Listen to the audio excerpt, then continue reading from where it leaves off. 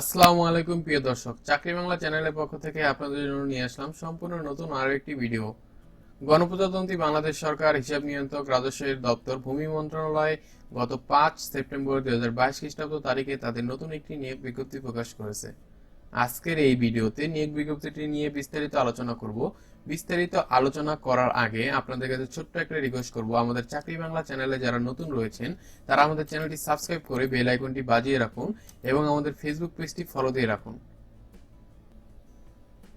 চলুন শুরু করা যাক মূল ভিডিও।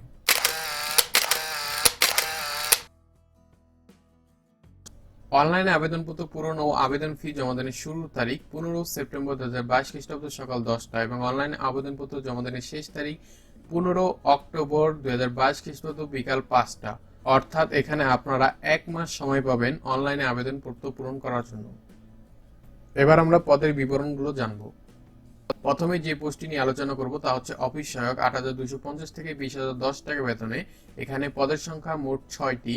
যোগ্যতা হিসেবে চাওয়া হয়েছে কোনো স্বীকৃত বোর্ড হইতে মাধ্যমিক স্কুল সার্টিফিকেট বা সমান পরীক্ষা উত্তীর্ণ, অর্থাৎ এখানে আপনাকে এসএসসি পাস হলেই আপনি আবেদন করতে পারবেন।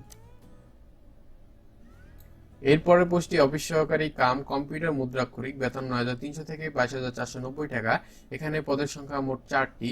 যোগ্যতা হিসেবে চাওয়া হয়েছে কোনো স্বীকৃত বোর্ড হইতে অনন্য দ্বিতীয় বিভাগ বা সমান জিপিএতে উচ্চ মাধ্যমিক সার্টিফিকেট বা সমান পরীক্ষা উত্তীর্ণ এবং কম্পিউটার ব্যবহারে দক্ষতা এবং সর্বনিম্ন গতি প্রতি মিনিটে ইংরেজি 20 শব্দ, বাংলা 20 শব্দ হতে হবে। এরপরের পোস্টটি নিরীক্ষক, বেতন ১২,৫০০ থেকে ৩০,২৩০ টাকা। এখানে পদের সংখ্যা মোট 12টি। শিক্ষাগত যোগ্যতা হিসেবে চাওয়া হয়েছে কোনো স্বীকৃত বিশ্ববিদ্যালয় হতে স্নাতক ডিগ্রি, তবে সংশ্লিষ্ট কাজে অভিজ্ঞতা সম্পন্ন প্রার্থীকে অগ্রাধিকার দেওয়া হবে।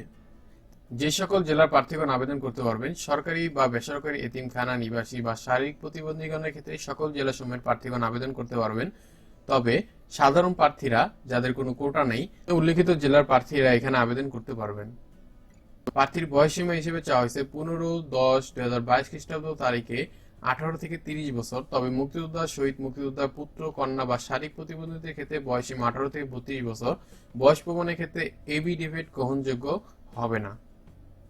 পরীক্ষায় অংশগ্রহণে ইচ্ছুক ব্যক্তি coarevland.teletalk.com.bd এই ওয়েবসাইটে গিয়ে অনলাইন আবেদনপত্র পূরণ করতে পারবে।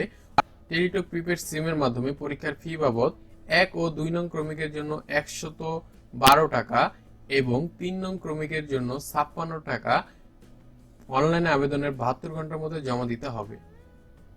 টেলিটক প্রিপেড সিমের মাধ্যমে কিভাবে টাকা পরিশোধ করবেন তা এখানে বিস্তারিত বলা আছে, আপনারা দেখে নেবেন।